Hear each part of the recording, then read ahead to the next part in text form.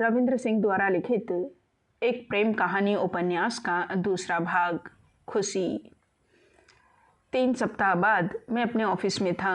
मैं उन तस्वीरों को देख रहा था जिन्हें पुनर्मिलन के दौरान एमपी ने खींचा था। उसने हम लोगों को ईमेल किया था और जब मैं उनको याहू के अपने इनबॉक्स में देख रहा था तब मैंने गौर किया कि ऊपर बाएं कोने में कुछ संकेत आ रहा था।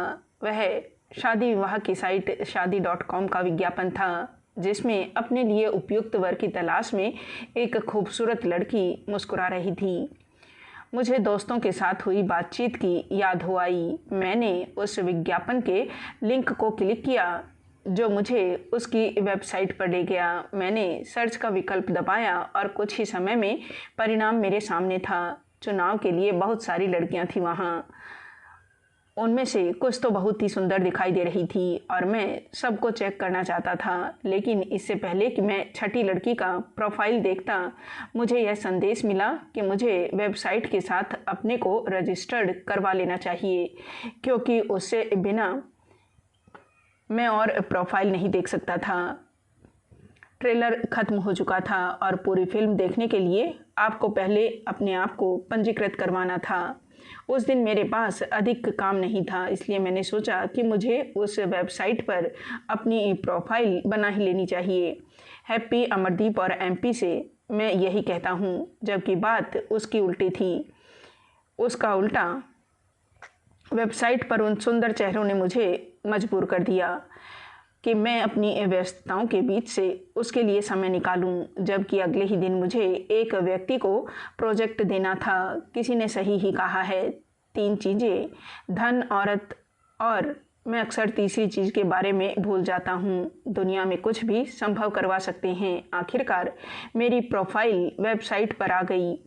मैंने अपना एक अच्छा सा फोटोग्राफ लगाया और ऐसी सभी बाधाओं को क्लिक करके दूर कर दिया जो मुझे ढूंढने वाली लड़की से मेरा अता पता छुपाने के लिए कहती हो। मैं इस बात का उल्लेख करना भी नहीं भूला कि मैं अपने काम के सिलसिले में अमेरिका और यूरोप जा चुका हूँ। करीब घंटे भर बाद मैं उन प्यारे चेहरों को देखने के लिए पूरी तरह लैस हो चुका था। मैंने वेबसाइट पर सभी पंजाबी लड़कियों का विकल्प चुना और सर्च के बटन को क्लिक कर दिया। मेरी उस खोज के जो परिणाम सामने आए उनकी संख्या सैकड़ों में थी। यह तो काफ़ी उत्साहजनक था, लेकिन मैं उनमें से करीब 50 के आसपास के प्रोफाइल ही देख पाया था कि मेरी आंखें थक गई। फिर भी उन 50 के लड़कियों में कुछ तो ऐसी थी ही जिनसे मैं संपर्क साधना चाहता था, लेकिन मैं ऐसा कर पाता उससे पहले ही दिल को दर्द पहुंचाने वाली एक घटना हुई। उन प्यारे चेहरों से बात करने के लिए मुझे वेबसाइट को भुगतान करना था। मुफ्त का भोजन जैसी वहाँ कोई चीज़ नहीं है। उफ, मुफ्त में बस यही सुविधा थी कि मैं उनकी प्रोफाइल वाले पन्ने पर जाकर एक बटन दबाकर उनमें अपनी रुचि दिखा सकता था। वह उनके इनबॉक्स में मेरी तरफ से मैसेज किया जाता, लेकिन अगर वे भी मुझसे रुचि दिखाती तो भी मुझे उनका ईमेल तभी मिलता जब तक कि मैं उसका भुगतान नहीं कर देता। मैंने चेक किया कि इसके लिए वे कितने पैसे मांग रहे थे। साल भर का प्लान लेने के लिए 3000 रुपये। बिल्कुल नहीं, मैंने अपने आप से कहा, मैं भुगतान तो तभी करूँगा जब मुझे उन सुंदरियों से सकारात्मक जवाब मिले। तब तक जब भी मेरा मन हो वेबसाइट पर जाऊं और किसी लड़की की प्रोफाइल पर जाकर उसमें अपनी रुचि जताने वाला बटन दबा दूं। यह शादी.com से मेरे अनुभव की शुरुआत थी। इसे मैंने अपने प्रोजेक्ट को निपटाने की कीमत पर किया था, जिसे मैंने करीब करीब बर्बाद ही कर दिया।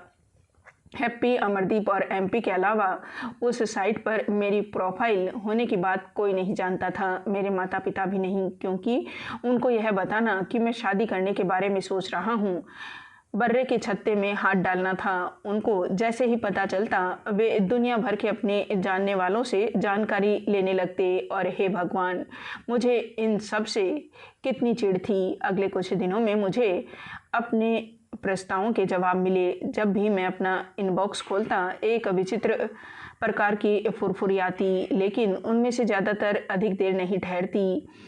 जो उनमें सबसे अच्छी थी उन्होंने मेरे प्रस्ताव को मना कर दिया, बल्कि कहना चाहिए कि उनमें से अधिकतर ने मेरी तरफ ध्यान ही नहीं दिया।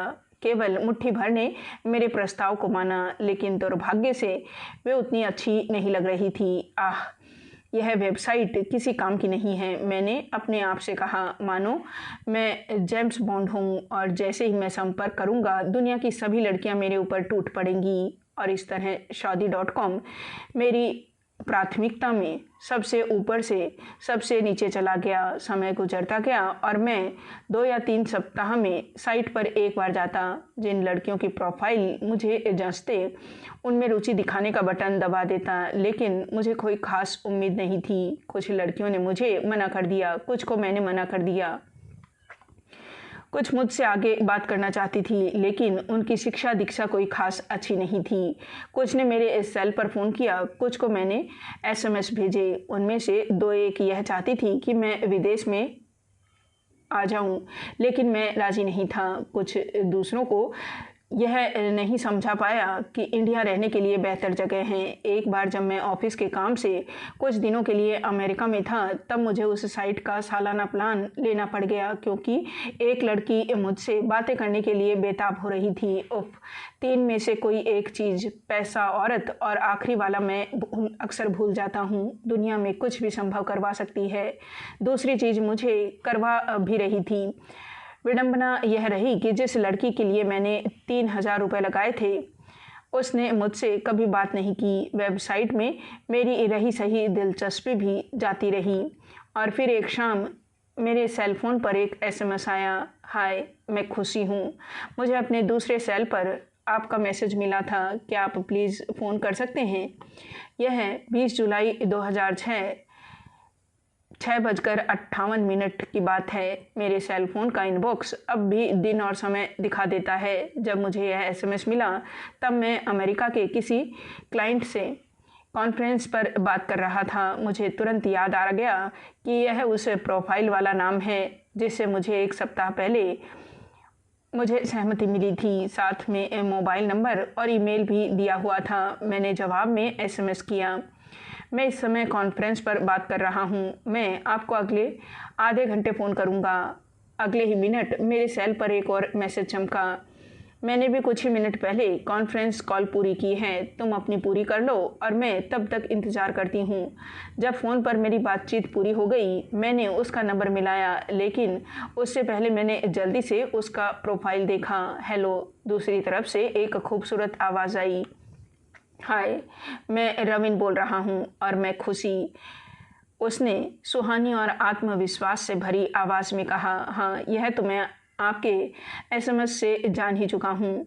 सॉरी, मैंने तुमको इंतज़ार करवाया। असल में मैं एक क्लाइंट से कॉन्फ्रेंस पर बात कर रहा था। कोई बात नहीं, मुझे भी इस बीच कुछ काम पूरे करने थे। हमारी बातचीत शुरू तो हुई औपचारिक रूप से ही, लेकिन जल्दी ही वह काफ़ी सहज हो गई। तब हमें कुछ मज़ेदार बातें पता चली। मुझे पता चला कि आप 1982 के फरवरी महीने में पैदा हुए थे। उसने कहा, हाँ, 4 फरवरी को। कोई ख़ास बात? मैं सोचने लगा कि क्या कुछ ऐसा था उसके प्रोफाइल में जो याद रखना चाहिए था, लेकिन मुझे बस एक ही बात याद आई कि वह तस्वीर में सुंदर लग रही थी। हो सकता है आपने ध्यान दिया हो कि मेरे जन्म का साल और महीना भी वही है। ओह हाँ, 22 फरवरी, मैंने देखा था। मैंने जल्दी से कंप्यूटर के पास जाकर उसकी प्रोफाइल देखकर जवाब दिया। और आप फरीदाबाद में पैदा हुई थी? नहीं, मैं कोलकाता में पैदा हुई थी। मेरे पापा फौज में थे और जब मैं पैदा हुई थी तो उनकी पोस्टिंग कोलकाता में थी और वे वहाँ अपनी फैमिली के साथ रह रहे थे। सच, तुम यकीन नहीं करोगी, मैं ऐसे चिल्लाया कि आसपास काम करने वाले भी देखने लगे। क्या? तुम गैस करो, मैंने सीढ़ियों की तरफ बढ़ते हुए जवाब दिया, ताकि मैं बिना किसी को डिस्टर्ब किए उससे बात कर सकूं। यह मत कहो कि तुम भी उसी जगह पैदा। लेकिन इससे पहले कि वह अपनी बात पूरी कर पाती, मैं फिर चिल्लाया, हाँ, लेकिन कैसे? वहाँ मेरी ननिहाल है और पता नहीं क्यों वह यह सुनकर चिल्लाई और हंसने लगी। हमारे देश की जो हालत है उसे देखते हुए यही कहा जा सकता है कि हज़ारों लोग उसी साल, उसी महीने, उसी स्थान पर पैदा हुए होंगे, लेकिन हम ऐसे चौंक रहे थे। तुमको बताऊं, हमारे बीच कुछ और बातें भी मिलती है। क्लासिकल म्यूज़िक, मैंने पढ़ा है कि तुम्हारे पास सितार बजाने की डिग्री है। मैं बोला, और तुम्हारे पास तबला बजाने की। ठीक, सच में मैंने 4 साल बजाना सीखा है। असल में मैं तो बिल्कुल नहीं चाहता था, लेकिन मेरे पापा ने ज़बरदस्ती सिखाया। पता है क्या, यही एक कारण था जिससे लगा कि तुमसे बात करनी चाहिए। मैं पक्के तौर पर नहीं कह सकता कि मुझे यह बात समझ में आ गई है, मैंने धीरे से कहा, लेकिन तुम्हारी प्रोफाइल के हॉबी वाले हिस्से में लिखा है कि तुम तबला बजाते हो और क्लासिकल म्यूज़िक में तुम्हारी दिलचस्पी ही एक ऐसी बात थी जो तुमको दूसरों से अलग करती थी और जिसके कारण मुझे लगा कि तुमसे बात करनी चाहिए। उसने साफ किया। तो यह तबला था जिसके कारण एक लड़की ने एक लड़के से बात की। उस लड़की को समझना तो असंभव था, लेकिन मेरा मन हुआ कि मैं अपने पापा को गले लगा लूं और उनका शुक्रिया अदा करूं कि उन्होंने तबला सीखने के लिए मेरे साथ ज़बरदस्ती की। 4 सालों बाद मुझे प्रयाग यूनिवर्सिटी से डिग्री भी मिल गई और हम दोनों ही आईटी क्षेत्र में हैं। उसने हमारे बीच की कुछ और समानताओं की और ध्यान दिलाया। अरे हाँ, तुम नोएडा में एक आईटी कंपनी में काम करती हो, अगर मैं गलत नहीं हूँ तो। यह जानते हुए कि मैं गलत नहीं था, मैंने पूछा, और मैं भूल भी कैसे सकता था जबकि उसकी प्रोफाइल मेरे सामने खुली हुई थी। हाँ, मैं काम करती हूँ। अच्छा बताओ, मेरे दोस्तों का कहना है कि इन्फोसिस में काम करने वाले काफ़ी पढ़ाकू होते हैं और अच्छी रैंक वाले होते हैं, क्या यह सच है? क्या तुम यह उम्मीद कर रही हो कि मैं इसके जवाब में न कहूँगा? वह हंसने लगी। यह उस लड़की के साथ मेरी पहली बातचीत थी जिसे मैंने अभी तक देखा नहीं था। उस बातचीत के दौरान हमने कई बातों के सिरे पकड़े।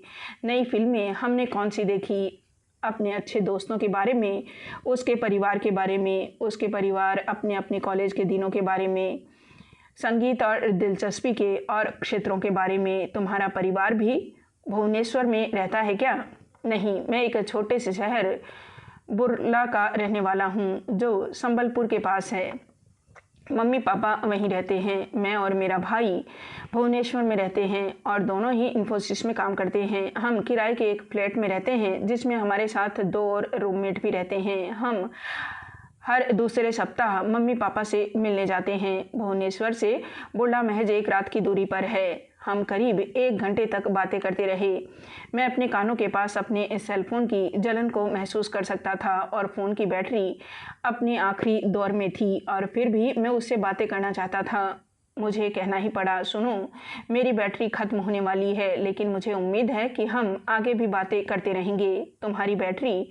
उसने हंसते हुए कहा। मेरा मतलब है मेरे मोबाइल की। मैं भी हंसने लगा। मैं तो मजाक कर रही थी। मुझे लगता है कि हम फिर बात करेंगे। अचानक उसने फिर जोड़ा, लेकिन फ़ोन रखने से पहले तुमको एक अच्छी बात कहनी होगी। एक अच्छी बात?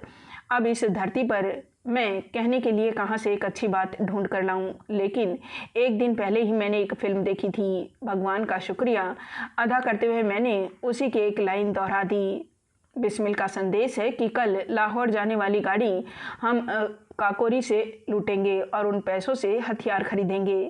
फिर मैंने एक लंबी सांस ली और इंतज़ार करने लगा और वह ठाका लगाकर हंसने लगी। मैं तो अभी भी सोचता हूँ कि वह एक अच्छी लाइन थी, लेकिन मुझे पता नहीं कि वह किस बात पर हंसी। खैर, मैं भी उसके साथ हंसने में शामिल हो गया ताकि उसे यह लगे कि मैं बेवकूफ़ हूँ या मुझसे सेंस ऑफ ह्यूमर कम है।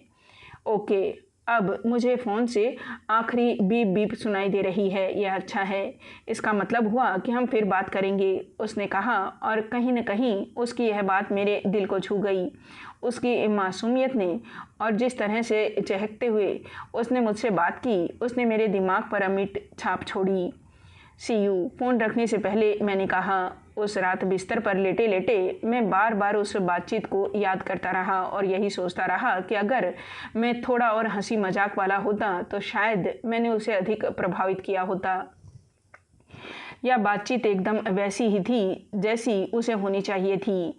और क्या यह भी इस समय अपने कमरे में कहीं बैठी उस बातचीत के बारे में सोच रही होगी? पता नहीं क्यों, लेकिन मेरा मन उसे बार बार फ़ोन करने को हो रहा था और अपनी इस इच्छा को रोकना मुश्किल हो रहा था। लेकिन मुझे खुद को रोकना पड़ा क्योंकि मैं रात को बिगाड़ना नहीं चाह रहा था, वह भी शुरुआत में ही एक ऐसा आदमी बनकर जो रात को 11:30 बजे उसे परेशान करे। नहीं, मैंने खुद से ज़ोर से कहा, बत्ती बुझाई और बिस्तर पर चला गया। कमरे में अकेले मैं मुस्कुरा रहा था, किसी से बात नहीं कर रहा था और तरह तरह की भावनाएं मेरे मन में आ जा रही थी। मैं सोया तो केवल इसलिए कि किसी तरह वह रात गुजर जाए और एक नया दिन आए जिससे मैं उसकी खूबसूरत आवाज़ फिर से सुन सकूं। अगले दिन मैं उसके फ़ोन का इंतज़ार करता रहा। हालांकि हमने ऐसा कुछ तय नहीं किया था कि वह मुझे फ़ोन करेगी, लेकिन फिर भी मुझे अंदर से लग रहा था कि वह फ़ोन करेगी। ऑफिस में 10 बजते बजते मैं बेचैन हो रहा था। मैं उसकी आवाज़ सुनना चाह रहा था, लेकिन साथ ही यह भी चाहता था कि वह मुझे फ़ोन करे। हैप्पी ने लड़कियों के मामले में मुझे सफल होने का फंडा दिया था। उनको यह महसूस मत होने दो कि तुम उनके लिए पागल हो रहे हो।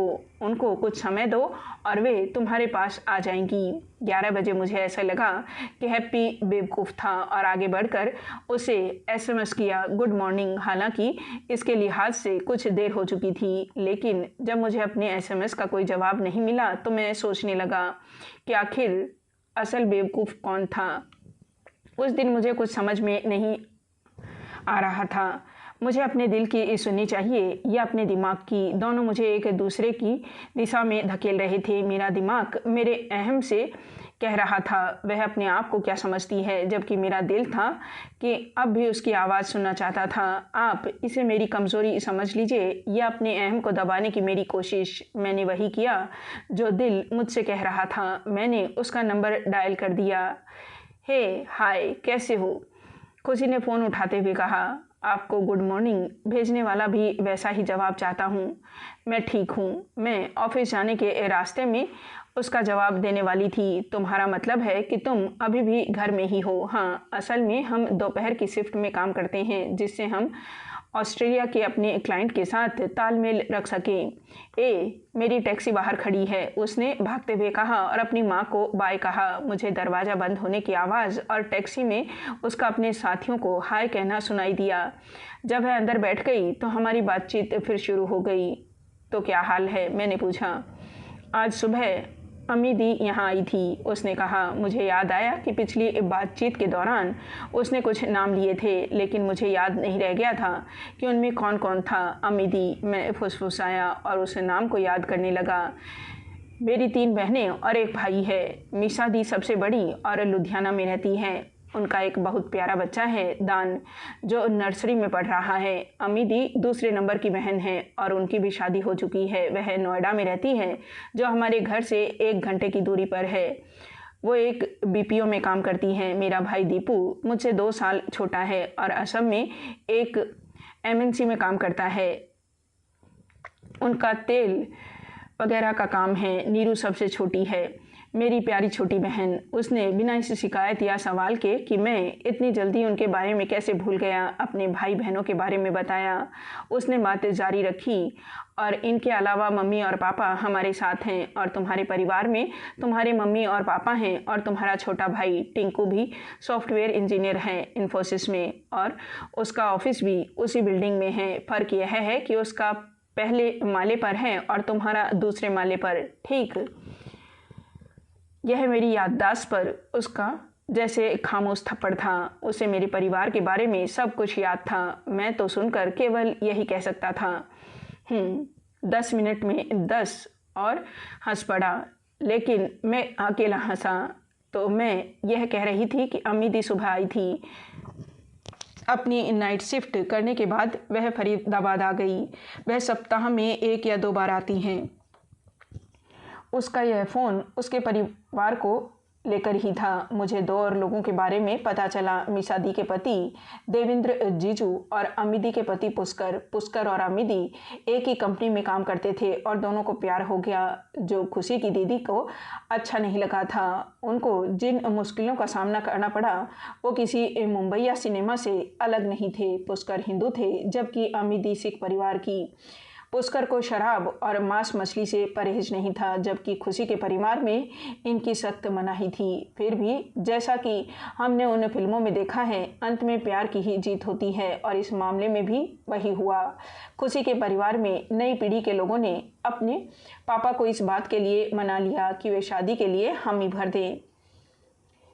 उसी फ़ोन के दौरान खुशी ने यह भी बताया कि वह ऑफिस से रात में 9:30 बजे निकलती है और घर 11 बजे पहुंचती है, जिसका मतलब यह हुआ कि वह काफ़ी देर तक जगी रहती थी और मैं उसे वैसे हालात में देर रात में भी फ़ोन कर सकता हूं जैसा कि पिछली रात महसूस हो रहा था। इस तरह हमने एक दूसरे से फ़ोन पर बातचीत करनी शुरू कर दी, एक दूसरे को SMS करते, यहाँ तक कि रात में सोने से पहले एक दूसरे को गुड नाइट भी कहते। लेकिन अपनी शुरुआती बातचीत के दौरान हमने उस विषय को लेकर एकदम बात नहीं की जिसको लेकर हमारी बातचीत शुरू हुई थी, शादी। लेकिन उसने तब इसकी शुरुआत भी की जब एक दिन मैंने अपने फ़ोटो का एल्बम भेजा। उन्हें मैंने बेल्जियम में अपने दोस्तों के साथ खिंचवाया था। मैंने देखा एक फ़ोटो के नीचे लिखा हुआ था, दोस्तों के साथ रेड वाइन पीते हुए। उसने कहा, अरे हाँ, वह बेल्जियम की एक मस्ती भरी शाम थी। तो तुम पीते हो? लेकिन कभी कभार, कभी 2-3 महीने में तो कभी 6 महीने में। मैं केवल तभी पीता हूँ जब मैं अपने दोस्तों के साथ होता हूँ और जब वे साथ देने के लिए कहते हैं, मैंने सहज ढंग से जवाब दिया। पता नहीं तुमको यह कैसे लगे, लेकिन मैं हमेशा से चाहती थी कि जो मेरा जीवन साथी हो वह इन सब चीज़ों से दूर रहे। और मैंने अपने आप से पूछा, तो क्या वह यह कह रही है कि वह किसी और को देखने का इरादा कर रही है? मुझे कुछ समझ में नहीं आया, लेकिन एक बात तो पक्का हुआ कि आखिरकार हम शादी के बारे में बात करने लगे। उसने आगे कहा, देखो, हर आदमी की अपनी पसंद नापसंद होती है। जब हम शादी की बात करते हैं तो यह एक दूसरे की भावनाओं का सम्मान करना होता है, यह विश्वास का नाता होता है, कुछ समझौते और भी बहुत कुछ। और अगर तुम मेरे जीवन साथी बनने वाले हो तो मैं तुमसे बड़ी शिद्दत से एक बात कहती हूँ कि शराब को छोड़ दो, हम दोनों में से पहले। उसने ही कहा, अगर तुम मेरे जीवन साथी बनने वाले हो। और उसकी आवाज़ में शब्द इतने अलग अलग लग रहे थे, इतने जादुई लग रहे थे, और जाहिर है यह उसके शब्दों का ही असर था कि जिसने मेरी चेतना पर असर किया। और मैं कह उठा, यह एक भले आदमी का वादा है, अगर तुम मेरी जीवन संगी बनने वाली हो तो मैं तब तक शराब नहीं पीऊँगा जब तक कि तुम इसकी इजाज़त नहीं दो। और यह बात मैं दिल से कह रहा हूँ। मैं वहीं नहीं रुका बल्कि आगे कहता रहा। मैं इसलिए ऐसा कह सकता हूँ क्योंकि मैं शराब का आदी नहीं हूँ, लेकिन मैं यह भी मानता हूँ कि अगर कोई 100 दिनों में एक बार शराब पिए तो मैं उसको बुरा नहीं मानता, वह भी केवल दोस्तों का साथ देने के लिए। उस पर भी मैंने कभी इतनी नहीं पी कि मैं अपना सुध बुध ही खो बैठूं। फिर भी अगर यह बात मेरे और मेरे जीवन साथी के बीच किसी समस्या का कारण बनती हो तो मैं इसे खुशी खुशी छोड़ दूंगा, और वादे रखने के लिए किए जाते हैं, उसने कहा। और शायद वह मुस्कुराई भी। बिल्कुल, मेरे अंदर का सज्जन अब भी बात कर रहा था। लेकिन जिस दिन मुझे पूरी तरह से जान जाओगी, 6 महीने बाद या 10 या शायद 1 साल बाद या शायद उससे भी अधिक दिन बाद, फिर तुमको अगर लगे कि मेरे मामले में शराब पीना कोई बुरी बात नहीं है, तब तुमको मुझे अपने दोस्तों के शराब पीने की इजाज़त देनी पड़ेगी। लेकिन फिर से एक बात कह दूं कि मैं तुम्हारे ऊपर ऐसा कहने के लिए कोई दबाव नहीं डालूँगा। यह हमारी कहानी का एक और मुकाम था, और इसके बाद से मुझे बातें करना और अभी अच्छा लगने लगा। मुझे भी अच्छा लगने लगा क्योंकि यह उसे जो अच्छा लग रहा था। तीनों चीज़ों में से दूसरी, धन, औरत और तीसरी चीज़ मैं अब भी याद नहीं कर सकता। चीज़ ऐसी है जो दुनिया में कुछ भी करवा सकती है। वह मुझसे क्या करवा रही है मैं यह तब नहीं जानता था, अब भी यह नहीं जानता हूँ। मुझे केवल एक चीज़ परेशान कर रही थी, मैं हैप्पी और MP से तब क्या कहूँगा जब अपनी अगली मुलाकात में हम रेड वाइन साथ लेकर बैठेंगे। दोस्तों, प्लीज़ मुझे माफ़ करो क्योंकि मैंने शराब पीनी बंद कर दी है, क्योंकि मैंने एक लड़की से वादा किया है जिससे मैंने पिछले 1 हफ्ते से केवल फ़ोन पर बात की है। हाँ, केवल 1 सप्ताह। हमारे साथ साथ गुजारे हुए अनेकों वर्षों के अरक्स महज 1 हफ्ता। मैं तब यह नहीं जानता था कि मेरे लिए वह वादा अच्छा था या बुरा, लेकिन अच्छी बात यह थी कि हमने आपस में विश्वास और समझ बनाई थी, और यह तो महज शुरुआत थी। यह मुश्किल तो था, लेकिन मेरे अंदर कुछ था जो उसे और अधिक चाहने लगा था, काफ़ी अधिक, हमेशा के लिए।